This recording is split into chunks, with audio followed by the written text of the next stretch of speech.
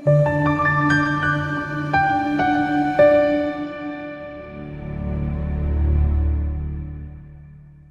isikhathi-ke umuntu unokuphatheka kabi ngendlela i-approach yabantu abayisebenzisa kakhulu uma bebuza amaphupho. Abanye babuze ngathi babuza kwi-automated machines where they don't greet, they don't ask, they just cut the question beshort babuza abaphume kuwo, yabo, which is a bad thing, yabo. Kodwa-ke kuyaye kusikhuthaze futhi nokuthi sithole abanye abantu abakwazi ukuthi befone bebonge indlela abasizakala ngayo. Abanye besho ukuthi sesaqeda kwakuthwasa sisizwa amaphupho kuwe, abanye sesaqeda kwakuphothula okwakufanele sikuphothule sesizwa amaphupho. So lokho kuyasikhuthaza kakhulu, it adds mhlawumbe emoyeni wethu ukukhululeka namandla, yabo, okuqhubeka senze umsebenzi.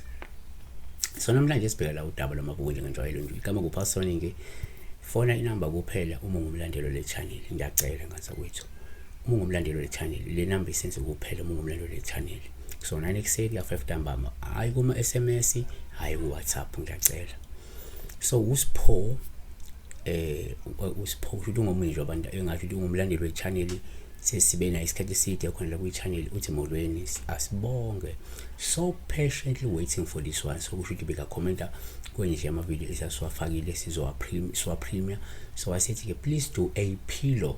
Fortunately enough ke a pillow i-video yomqamelo sescience ikhona ukuthi wayengakayiboni, then bese sesiba umqamelo ukuthi pillow. So ingajumpa lapho ukuthi abanye they don't understand isiZulu. Umqamelo is a pillow.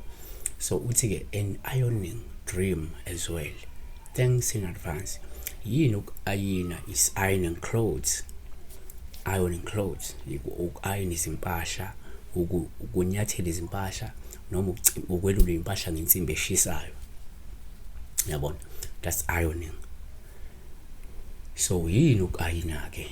Masibheka iphupho. Number 1, ngokujwayelekile uma uphupha izimpahla sikuthanda nje uPaul uma uzi-ayina, ngoba lokhomba imizamo yokulungisa isimo sempilo yakho uma ukuthi lezi impahla ngezakho. Shuthi it shows an effort to fix your life, yabo, or to bring about changes, positive changes empilweni yakho, to iron out issues ezikhona empilweni yakho, yabona. So ngokam 1 kuTimotheo 1 First Timothy chapter 6 verse 14, ukuba uzigcine noma ugcine umyalo ungenabala, ungenakusoleka, kuze kube sekubonakaleni kwenkosi yethu uJesu Kristu.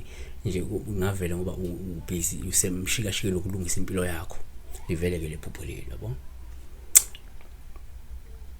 Ngabe ukuthi impilo yakho ishintsha, ulungisa ama issues, mhlawumbe ulungisa izinto zakho ngokwenkolo, ngokweBhayibheli, still you can appear ironing clothes, because ingenzeka you're aligning yourself now with uNkulunkulu, or you're doing right things by yourself nje, ukuze impilo ibe mjojo, ibe right, yabo. So number 2 futhi ke uma ubala impahla sisele njengo Paul uhluma uyi-ayina ngoba lungakhomba isinyathelo sokusiza ukulungisa noma ukuqondisa isimo nezinkinga zakho noma zomunye umuntu uma kulezi impahla nje ongazazi, kade uayina impahla engasizakho futhi engasi zomuntu omaziyo.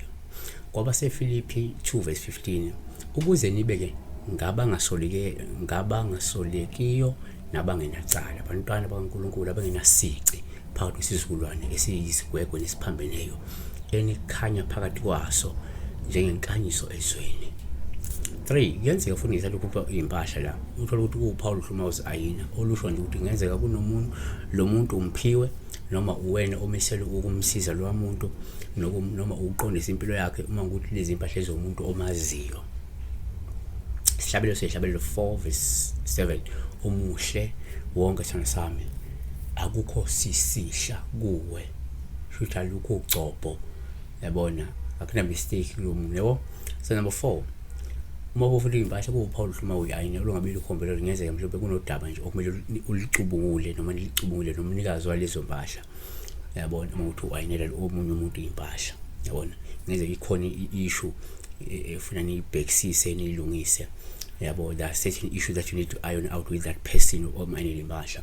Kwaba seKolose 1 verse 9, lokho manje sesibuyisene nani emzimbeni wenyama yayo ukufa animise ningcwele ningenaso isihla nacala phambi kwakhe. So number 5, kuyenzeka futhi ngisela uphupho ayini impahla. Into uphupho ayini impahla zomuntu ongasekho osowandlula emhlabeni. Lolu lungavela ngoba lo muntu mhlawumbe kunezinto efanele nimlungisele zona, kanti lingavela futhi likhomba ukuthi kukhona esenimlungisele kona. Mhlawumbe kade nimenzele inhlambuluko, khona kade nimenzele kona, uvele usubone so ayini impahla zi-right, zinhle, zimijojo, lento sikhomba ukuthi likade nikulungisela umufi, kuhambe kahle, kwamukelekile edabeni, noma-ke kunento efanele niyilungisele umufi if bo ayini impahla zomuntu ongasekho. Yabona, siyabonga. Be blessed.